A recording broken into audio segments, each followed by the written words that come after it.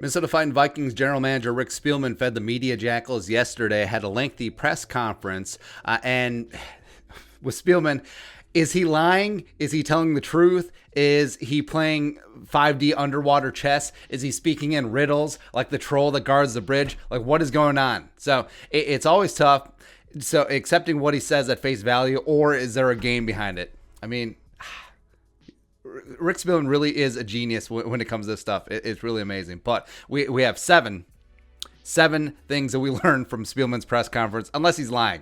I don't know. So number one, Kirk Cousins is going to be the Vikings quarterback at this time. So Spielman backed Kirk Cousins, and it does make sense because it is a little bit self-serving. Spielman was a guy who gave him the 3-year, $84 million deal plus that extension and the $45 million cap hit in 2022, saying that Kirk Cousins is going to be the Vikings quarterback going forward. Now, of course, Spielman doesn't really get the benefit of the doubt when he comes through emphatically on a player is not going to be traded. Percy Harvin, Stephon Diggs, blah, blah, blah. But backing Kirk Cousins can accomplish two things. Number one, the vote of confidence, where, I mean, angry Kirk is great, but confident Kirk is also good too. And, people believe in me. Kyle Rudolph didn't say goodbye to me, but Spielman believes in me. The guy who decides if I'm going to get my checks or not. Oh, that guy, cool. Number two, it does send a message to potential trade suitors of the Panthers, Broncos, Niners. Hey, if you do want Kirk, up your bids. My phone is still on. And try my pager, my two-way, my Nokia chirp. Where are you at? That wasn't Nokia. Don't care. But I still think it's a 98% chance that Kirk Cousins is going to be the starting quarterback of the Vikings 2021. And I'm fine with that. You can win with Kirk. Absent getting massive trade capital, get up into the stratosphere, get your quarterback or Deshaun or Wilson or whatever. I'm fine with Kirk, which would mean if he's on the roster this year, he's going to be here in 2022 as his $35 million base salary becomes fully guaranteed on March 19th, the third day of the new league year. Next up. Thing number two that we learned from the Spielman press conference, Danielle Hunter hasn't presented the ultimatum yet. And he talked about Danielle's impressive rehab, putting out on the gram. Also, stop filming while you're driving, please. And he should be ready to rock and roll as he comes back from the herniated disc in his neck that caused him to miss the entire 2020 season. And he didn't get into specifics, but he noted how Danielle's camp hasn't presented the ultimatum yet of pay me or trade me, even though Ian Rappaport's like, "Ooh, I am OG. I'm an NFL insider. Now I'm playing games and taking sides."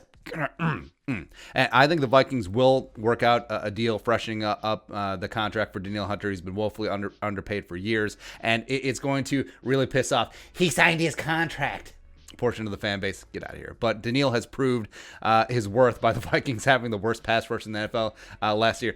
He, frankly, should have been the team MVP. It would have been hilarious. Number three thing that we learned from the Spielman press conference, there's going to be a lot more cuts. Rudy was just the start. Spielman said, quote, "We're going to have to be very creative this year. We're going to have to make a lot of tough business decisions." Vikings currently at about 184, 186 million for the top 51, roughly. And the cap is going to be between 180, probably 183 or 185, somewhere in there. So if they want to get underneath and make some moves, they're going to have to make a couple more cuts. Obvious guys on the block, kicker Dan Bailey, punter Britton Skolquet, Shamar Steffen, defensive tackle Anthony Barr, the linebacker, we'll get to him in a sec. Potentially Riley Reif, either on a pay cut or a trade or a cut, and also potentially others. Obviously, trades and restructures will be factored in as well. But I'll wager that there's going to be one surprise in there. Like, there's going to be one Vikings cut that will shock you.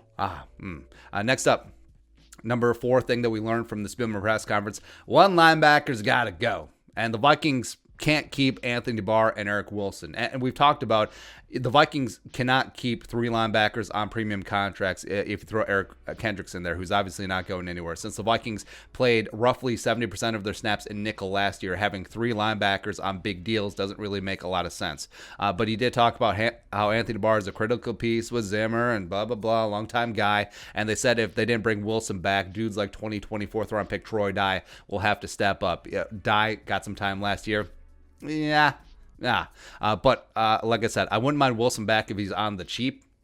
Like if he's around $3 million per year for sure. Barr does have a $12.3 million base salary with $7.1 million of it guaranteed on March 19th. Said that he's not open to a restructure or a pay cut, so that might hit the fan very soon, and we'll see what happens. Next up, Thing number 5 that we learned from the Spielman press conference, Michael Pierce, ready to rock and roll. A 2020 big-time free agent signee, 3 years, $27 million. The nose tackle replacement for the recently released Linval Joseph was a high-risk COVID opt-out. And I don't blame him, given his size, given his asthma. We didn't know how this was going to affect the NFL season. So, I don't blame him at all for opting out. But Spielman said he looks in great shape, best shape of his life. He sent a picture, so we anticipate him being here. Now, there was some concern that Pierce maybe put on some bad weight. That's always a concern with nose tackles, or would opt out again. But it does seem like protocols are in place. The vaccines are getting distributed and out there, and he looks good to go. And people forget, Michael Pierce is a bad dude. Like, he is going to revolutionize the Vikings defensive interior. Think about peak Linval when he came over in free agency from the Giants, and he's going to help the run game immensely. Plus, I think Pierce is a little bit more underrated as a pass rusher, but he's going to absorb bodies. He's going to make life so much easier for the rest of the defensive line, as well as keeping guys off of Eric Kendricks as he operates at that Mike linebacker spot. Next up, thing number 6 that we learned from the Spielman press conference, Spielman liked the coaching moves, but of course, what else is he going to say? At this point, he actually opened the presser talking about the coaching moves and praised Mike Zimmer, the elevation of Clint Kubiak, which I think was the smartest way to go instead of bringing in someone from the outside, given Clint Kubiak's track record with Kirk Cousins as quarterback's coach. Plus, Andrew Janocko moving from wide receiver to QB coach, his natural position makes sense. And then the outside hires of Keenan McCardle from the Jaguars as the wide receiver coach, defensive backs Carl Scott coming in from Alabama, as well as Paul Gunther, the longtime Zimmer acolyte, as the senior defensive assistant, replacing Dom Capers. Sure. It's all on the line in 2021. Got to get it done in 2021. Everyone's on the hot seat, especially Zimmer, and I think Zimmer knows it. Lastly, thing number 7 that we learned from the Spielman press conference, Vikings aren't drafting a quarterback.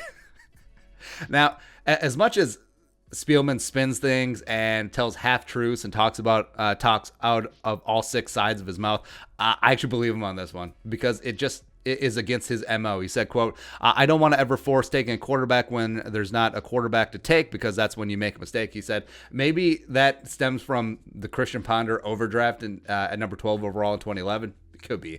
So he's playing poker, or he's giving himself cover for not drafting a quarterback. I actually believe him. I actually think he's legitimately telling the truth here, because remember, Spielman has drafted one non-first round quarterback since 2008, and that was last year, and that was a 7th round pick with Nate frickin' Stanley. So if the Vikings somehow, some way don't shock the world, if Trey Lance is there at 14 or if Mac Jones is there at 14, I don't think that they're going to take a quarterback. I think they'll just pick up a UDFA QB, just like Spielman has done pretty much every single year the last decade or so, and they're probably not going to spend the mid-round pick on Kellen Mond or Jamie Newman or Ian Book, much to the chagrin of Vikings fans. I think, again, I'm an advocate of drafting quarterback every single year, at minimum every other year, but it's probably not going to be in the cards, even though the Vikings are going to end up with a dozen picks or more. But yeah.